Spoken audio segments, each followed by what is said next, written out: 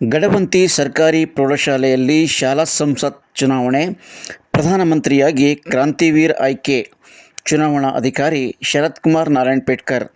ತಾಲೂಕಿನ ಗಡವಂತಿ ಗ್ರಾಮದ ಸರ್ಕಾರಿ ಪ್ರೌಢಶಾಲೆಯಲ್ಲಿ ಶಾಲಾ ಸಂಸತ್ತಿಗಾಗಿ ಚುನಾವಣೆ ಅತ್ಯಂತ ಸಾಂಗವಾಗಿ ನೆರವೇರಿದ್ದು, ಪ್ರಧಾನಮಂತ್ರಿಯಾಗಿ ಕ್ರಾಂತಿವೀರ್ ಆಯ್ಕೆಗೊಂಡಿದ್ದಾರೆ ಎಂದು ಚುನಾವಣಾ ಅಧಿಕಾರಿ ಶರತ್ಕುಮಾರ್ ನಾರಾಯಣಪೇಟ್ಕರ್ ತಿಳಿಸಿದರು.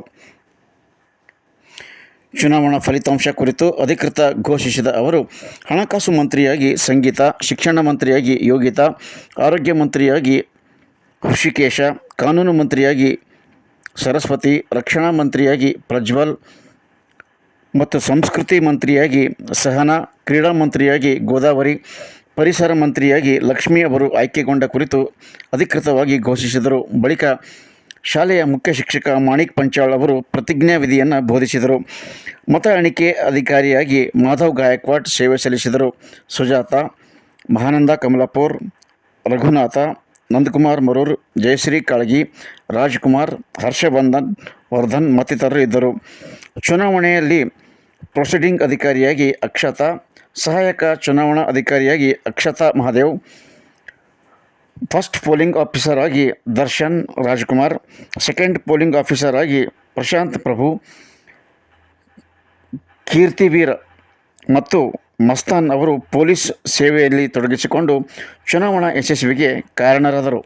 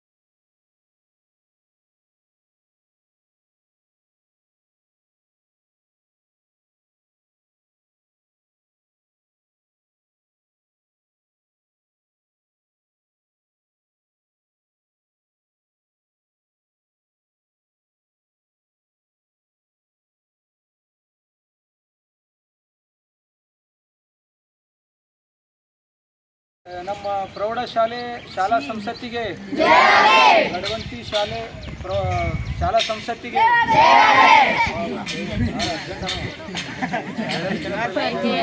ಮಂತ್ರಿಗಳಿಗೆ,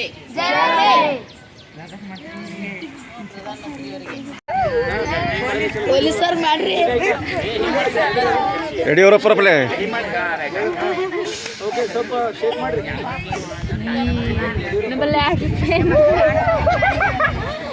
ನಗರಿ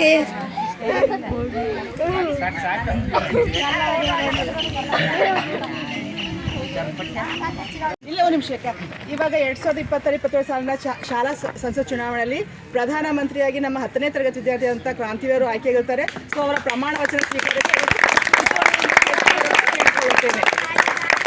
ನಾನು 10ನೇ ತರಗತಿ ಆದಂಥ ಕ್ರಾಂತಿವೀರು ಸರ್ಕಾರಿ ಪ್ರೌಢಶಾಲೆ ಗಡವಂತಿಯಲ್ಲಿ 2026-27ನೇ ಸಾಲಿನ ಶಾಲಾ ಸಂಸತ್ತು ಚುನಾವಣೆಯಲ್ಲಿ ನಾನು ಪ್ರಧಾನಮಂತ್ರಿಯಾಗಿ ಆಯ್ಕೆ ಆಗುತ್ತೇನೆ.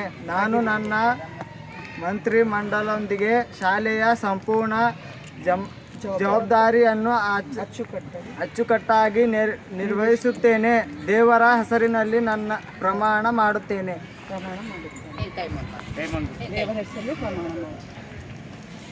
ಪ್ರೌಢಶಾಲೆ ಗಡವಂತಿಯಲ್ಲಿ 2026-27ನೇ ಸಾಲಿನ ಶಾಲಾ ಸಂಸತ್ತು ಚುನಾವಣೆಯಲ್ಲಿ ನಾನು ಸಂಗೀತ ಹಣಕಾಸಿನ ಮಂತ್ರಿಯಾಗಿ ಆಯ್ಕೆಯಾಗಿದ್ದೇನೆ. ನನಗೆ ಕೊಡುವಂತಹ ಕೆಲಸವನ್ನು ಕರ್ತವ್ಯವನ್ನು ಅಚ್ಚುಕಟ್ಟಾಗಿ ನಿರ್ವಹಿಸುತ್ತೇನೆಂದು ದೇವರ ಹೆಸರಿನಲ್ಲಿ ಪ್ರಾರ್ಥಿಸುತ್ತೇನೆ. ಧನ್ಯವಾದ.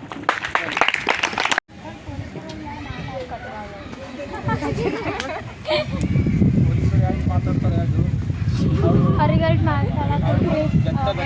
ಒಟ್ಟು ಮತದಾರರು 59 ವಿದ್ಯಾರ್ಥಿಗಳು ನಮ್ಮ ಶಾಲೆಯಲ್ಲಿ ಮತದಾರರಾಗಿದ್ದರು. ಅದರಲ್ಲಿ ಸುಮಾರಾಗಿ 48 ಜನ ಅಭ್ಯರ್ಥಿಗಳು ಏನು ಮಾಡಿದರು, ಮತವನ್ನು ಚಲಾಯಿಸಿದರು. ಇವಾಗ ತಮಗೆಲ್ಲ ಗೊತ್ತಿದೆ, ಇವಾಗೆಲ್ಲ ತಾವೆಲ್ಲ ಆಸಕ್ತಿಯಿಂದ ಕೇಳ್ತಾ ಇದ್ದೀರಾ. ಯಾಕಂದರೆ ಯಾವಾಗ ಘೋಷಣೆ ಆಯ್ತದ, ಫಲಿತಾಂಶ ಘೋಷಣೆ ಆಯ್ತದ, ಯಾರು ವಿಜೇತರಾಗಿದ್ದಾರೆ, ಯಾರು ಎಷ್ಟು ಮತ ತೆಗೆದುಕೊಂಡಿದ್ದಾರೆ ಅಂತಕ್ಕಂಥ ಕುತೂಹಲ ತಮಗೆಲ್ಲ ಅದ, ಹೌದಿಲ್ಲ? ಈ ಮತದಾನ ಪ್ರಕ್ರಿಯೆಯನ್ನು ನಡೆಸ್ಕೊಡೋದಕ್ಕೆ, ಹೌದಿಲ್ಲ, ಚುನಾವಣಾ ಅಧಿಕಾರಿಯಾಗಿ ನಮ್ಮ ಶಾಲೆಯ ಇಂಗ್ಲೀಷ್ ಶಿಕ್ಷಕರಾಗಿರ್ತಕ್ಕಂಥ ಶರತ್ ಕುಮಾರ್ ಸರ್ ಅವರನ್ನು ನೇಮಿಸಲಾಯಿತು. ಮತ್ತು ವಿಶೇಷವಾಗಿ ಈ ಮತಗಟ್ಟೆ ಅಧಿಕಾರಿಗಳನ್ನಾಗಿ ವಿದ್ಯಾರ್ಥಿಗಳನ್ನೇ ನೇಮಿಸಲಾಯಿತು. Presiding officer, first polling officer, second polling officer, ಹೌದಿಲ್ಲ? ಈ ರೀತಿ ಮತ್ತು ಚುನಾವಣೆಯ ಒಂದು ಭದ್ರತೆಯನ್ನು ನೋಡಿಕೊಳ್ಳೋ ಸಲುವಾಗಿ ವಿದ್ಯಾರ್ಥಿಗಳನ್ನು ಏನು ಮಾಡಲಾಯಿತು, ಪೊಲೀಸರನ್ನಾಗಿ ನೇಮಕ ಮಾಡಿ ಚುನಾವಣೆಯನ್ನು ಬಹಳಷ್ಟು ಬಿಗಿ ಬಂದೋಬಸ್ತಿನಿಂದ ಈ ಮತಗಳ ಎಣಿಕೆಯನ್ನು ಏನು ಮಾಡಿದ್ರು ಗೊತ್ತಾ, ನಮ್ಮ ಚುನಾವಣಾಧಿಕಾರಿಗಳಾಗಿರ್ತಕ್ಕಂಥ ಶರತ್ ಕುಮಾರ್ ಸರ್ ಅವರು ನಡೆಸ್ಕೊಟ್ಟಿದ್ರು. ಮತ್ತು ಕೌಂಟಿಂಗ್ ಆಫೀಸರ್ ಆಗಿ ನಮ್ಮ ನಿವೃತ್ತ ಶಿಕ್ಷಕರು, ನಮ್ಮ ಅಚ್ಚುಮೆಚ್ಚಿನ ನಿವೃತ್ತ ಶಿಕ್ಷಕರು ಶ್ರೀ ಮಾಧವ್ ಗಾಯಕ್ವಾಡ್ ಸರ್ ಅವರು ಸಹಿತ ಅವರನ್ನು ಮತ ಎಣಿಕೆ ಅಧಿಕಾರಿಗಳನ್ನಾಗಿ ನಾವು ಆಹ್ವಾನಿಸಿದಾಗ ಅವರು ಭಾಳಷ್ಟು ಖುಷಿಯಿಂದ ಏನು ಮಾಡಿದ್ರು, ಅವರು ಒಪ್ಕೊಂಡು ನಮ್ಮ ಶಾಲೆಗೆ ಆಗಮಿಸಿ ಮತ ಎಣಿಕೆ ಕಾರ್ಯವನ್ನು ಏನು ಮಾಡಿದ್ರು, ಅವರು ನಡೆಸಿಕೊಟ್ಟಿದ್ರು. ಮತ್ತು ಅದೇ ರೀತಿ ಈ ಒಂದು ಮತ ಎಣಿಕೆ ಕಾರ್ಯಕ್ಕೆ ಸ್ವಲ್ಪ ಸಹಾಯಕ ಎಣಿಕೆದಾರರಾಗಿ ನಮ್ಮ ಹಿಂದಿ ಶಿಕ್ಷಕರಾಗಿರ್ತಕ್ಕಂಥ ಶ್ರೀ ನಂದಕುಮಾರ್ ಸರ್ ಅವರು ಸಹಾಯ ಮಾಡಿದ್ದು, ನೇಮಕ ಆಗಿ ಅವರು ಸಹಿತ ಏನು ಮಾಡಿದ್ದಾರೆ, ಭಾಳಷ್ಟು ಎಲ್ಲ ಚೆನ್ನಾಗಿ ಕೆಲಸವನ್ನು ಮಾಡಿದ್ದಾರೆ. ಮತ್ತು ಉಳಿದ ಎಲ್ಲ ಶಿಕ್ಷಕ ವೃಂದದವರು ಸಹಿತ ಈ ಒಂದು ಎಣಿಕೆ ಕಾರ್ಯ ನಡೀಲಿಕ್ಕೆ ಅಥವಾ ಈ ಒಂದು ಸಂಸತ್ ರಚನೆ ಮಾಡಲಿಕ್ಕೆ ಎಲ್ಲರೂ ಕೊಡುಗೆ ಇದೆ. ಎಲ್ಲ ಒಂದು ಶಿಕ್ಷಕ ವೃಂದದವರು ಸಹಿತ ಚೆನ್ನಾಗಿ ಕೆಲಸ ಮಾಡಿದ್ದಾರೆ, ಅವರಿಗೆ ನನ್ನ ಅಭಿನಂದನೆ. ಕ್ರಾಂತಿವೀರ ವಿಜಯ್ ಕುಮಾರ್ ಅವನು ಒಟ್ಟು ಪಡೆದಿರ್ತಕ್ಕಂಥ ಮತಗಳು 40.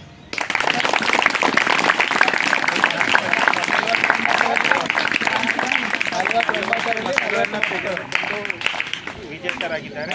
ಮತ್ತು ಎರಡನೇದಾಗಿ ಗೋದಾವರಿ ಶಿವಾನಂದ 19 ಮತಗಳನ್ನು ಪಡೆದಿದ್ದಾರೆ.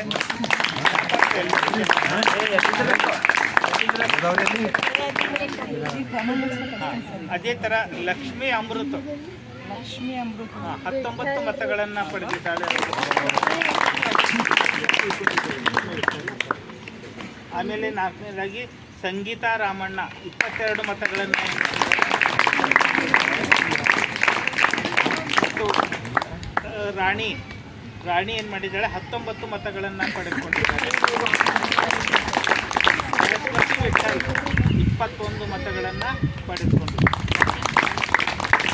ಮತ್ತು ಯೋಗಿತಾ ತುಕಾರಾಮ್ 22 ಮತಗಳನ್ನು ಪಡೆದುಕೊಂಡಿದ್ದಾರೆ. ನೇಹಾ ರೋಹಿತ್ 18 ಮತಗಳನ್ನು ಪಡೆದುಕೊಂಡಿದ್ದಾರೆ. ಅಂಜನಪ್ಪ 21 ಮತಗಳನ್ನು ಪಡೆದುಕೊಂಡಿದ್ದಾರೆ. ಆಮೇಲೆ ಋಷಿಕೇಶ್ ಶರತ್ ಕುಮಾರ್ 22 ಮತಗಳನ್ನು ಪಡೆದುಕೊಂಡಿದ್ದಾರೆ.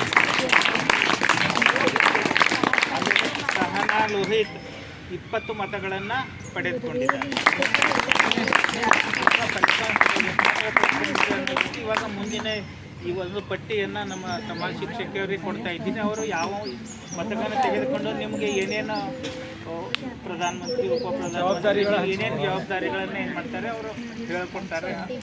ಪ್ರೌಢಶಾಲೆ ನಡವಂತಿ ನಿನ್ನೆ ಶಾಲಾ ಸಂಸತ್ 2026-27ನೇ ಸಾಲಿನ ಶಾಲಾ ಸಂಸತ್ತು ಚುನಾವಣೆ ಪ್ರಕ್ರಿಯೆ ದಿನಾಂಕ 17/7/2026 ಅಂದರೆ ನಿನ್ನೆ ಪ್ರಾರಂಭಗೊಂಡಿದ್ದು, ಪ್ರಥಮವಾಗಿ ನಾಮಿನೇಷನ್ ಫಾರ್ಮ್ಸ್ಗಳನ್ನು ಸ್ವೀಕಾರ ಮಾಡ್ತಕ್ಕಂಥದ್ದು ನಿನ್ನೆ ಪ್ರಾರಂಭವಾಗಿದ್ದು, ಇವತ್ತಿನ ದಿವಸ ಬೆಳಗ್ಗೆಯಿಂದ ಚುನಾವಣೆ ಪ್ರಕ್ರಿಯೆ ಬೆಳಗ್ಗೆ 10 ಗಂಟೆಯಿಂದ ಚುನಾವಣೆ ಪ್ರಕ್ರಿಯೆ ಪ್ರಾರಂಭವಾಗಿದ್ದು, ಮಧ್ಯಾಹ್ನ 11:30 ಗಂಟೆಗೆ ಚುನಾವಣೆ ಪ್ರಕ್ರಿಯೆ ಮುಗಿದು 12 ಗಂಟೆಗೆ ಕೌಂಟಿಂಗ್ ಪ್ರಾರಂಭ ಆಯಿತು. ಇಲ್ಲಿ ಆ ಕೌಂಟಿಂಗನ್ನು ಸುಸೂತ್ರವಾಗಿ ಇಲ್ಲಿ ನೆರವೇರಿಸಿ ಆಮೇಲೆ 12:30 ಗಂಟೆಗೆ ಎಲ್ಲರ ಅಭ್ಯರ್ಥಿಗಳ ಒಂದು ಚುನಾವಣೆಯಲ್ಲಿ ಭಾಗವಹಿಸಿದಂಥ ಅಭ್ಯರ್ಥಿಗಳ ಒಂದು ಫಲಿತಾಂಶವನ್ನು ಪ್ರಕಟಗೊಂಡಿದ್ದು, ಇದರಲ್ಲಿ 9 ಮಂತ್ರಿಮಂಡಲದಲ್ಲಿ 9 ಸದಸ್ಯರ ಒಂದು ಚುನಾವಣೆ ಪ್ರಕ್ರಿಯೆ ಆಗಿ ಎಲ್ಲರೂ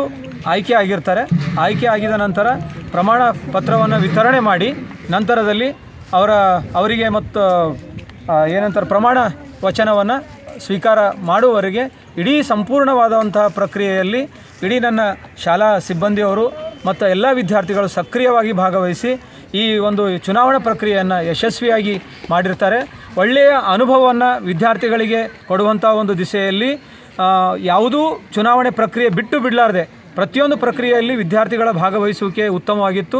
ಎಲ್ಲರೂ ತಮ್ಮ ಒಂದು ಪ್ರಕ್ರಿಯೆಯಲ್ಲಿ ಎಲ್ಲರೂ ಭಾಗವಹಿಸಿದ್ದಾರೆ. ಇದರ ಬಗ್ಗೆ ಅನುಭವವನ್ನು ಹಂಚ್ಕೊಂಡಿದ್ದಾರೆ. ಅದಕ್ಕೆ ಅವರಿಗೆ ಎಲ್ಲರಿಗೂ ನಾನು ಧನ್ಯವಾದ ಹೇಳ್ತೀನಿ. Thank you sir. ಸರ್, ಚುನಾವಣೆಯಲ್ಲಿ ಯಾವುದೇ ಅಹಿತಕರ ಘಟನೆಗಳು ನಡೆದಿಲ್ಲ, ಶಾಂತಿಯುತವಾಗಿ ನಡೀತಾ? ಅತ್ಯಂತ ಶಾಂತಿಯುತವಾಗಿ ಚುನಾವಣೆ ಪ್ರಕ್ರಿಯೆ ಆಯಿತು. ಯಾಕೆ ಪೊಲೀಸ್ ಸಿಬ್ಬಂದಿ ಅತ್ಯಂತ ಕಟ್ಟುನಿಟ್ಟಿನ ಕ್ರಮ ವಹಿಸಿದ್ರು. ಹಾಗಾಗಿ ಚುನಾವಣೆ ಪ್ರಕ್ರಿಯೆಯಲ್ಲಿ ಯಾವುದೂ ಇದು ಥರ ಆಗಿಲ್ಲ ಸರ್. ಇಲ್ಲ, ಅಭ್ಯರ್ಥಿಗಳಿಗೆ ಕೆಲವೊಬ್ಬರೆಲ್ಲ ಕಿಡ್ನ್ಯಾಪ್ ಮಾಡ್ತಾರೆ, ಆ ಥರ ಏನಾದರೂ? ಇಲ್ಲ, ಕಿಡ್ನ್ಯಾಪಿಂಗ್ ಅದು ಏನಾಗಿಲ್ಲ ಸರ್. ಎಲ್ಲ ಕೇಳ್ಕೊಂಡಿದ್ದೆವು, ಆ ಥರ ಏನೂ ಆಗಿಲ್ಲ. ಯಾಕಂದರೆ 2 ದಿವಸದಲ್ಲಿ ಅತ್ಯಂತ ಸುಗಮವಾದಂತಹ ಒಂದು ವ್ಯವಸ್ಥೆ ಪೊಲೀಸ್ ಸಿಬ್ಬಂದಿಯವರು ಮಾಡಿದ್ದಾರೆ ಸರ್. ಧನ್ಯವಾದ ಸರ್.